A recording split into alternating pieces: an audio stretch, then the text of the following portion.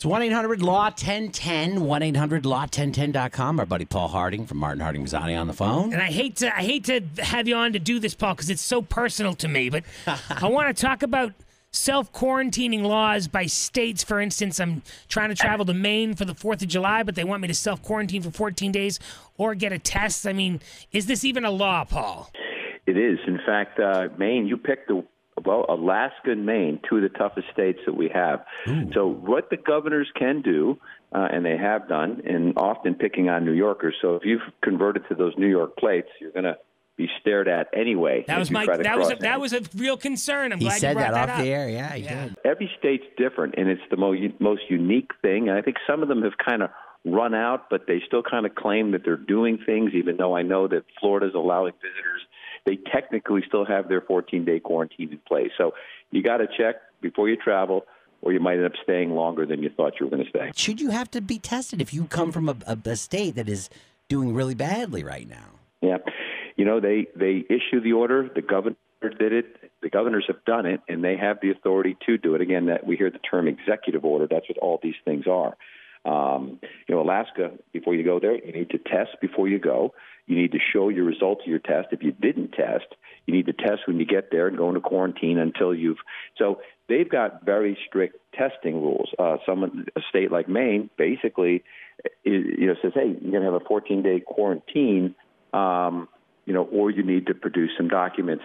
But you're flying to Alaska, you're driving to Maine. It's like it's so much easier to get into Maine, right? Well, not everyone is driving to Maine. Well, that's true, yeah. Good point. And I do have to, so that's the other thing. Like, we're at a campground, we're outside, we're at the beach, we're outside, we're not going out to eat. I want to do the right thing anyway. They did say if you get a test 3 days before you go, which we planned, I think. But, like, do I just carry those papers around, or do you think there'll actually be someone to show them to? Show me your papers. I remember driving to Rhode Island early in this. This is very early in this. And the state police were pulling over cars with New York plates.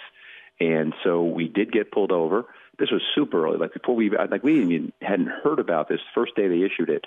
And they said they started just telling us, because we're from New York, that if we enter the state, we'd have a 14-day. And so we didn't go. We kind of just made a little veer off and went to Connecticut.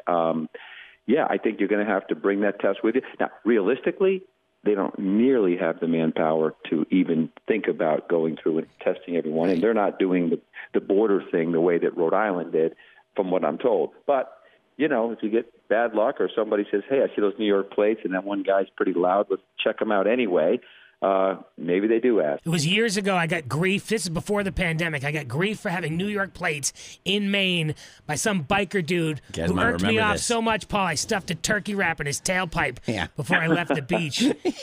And we don't know how it ended. We presume the turkey wrap popped right out. Actually, I still keep my head on a swivel when I roll through that beach because I feel like he's going to get me.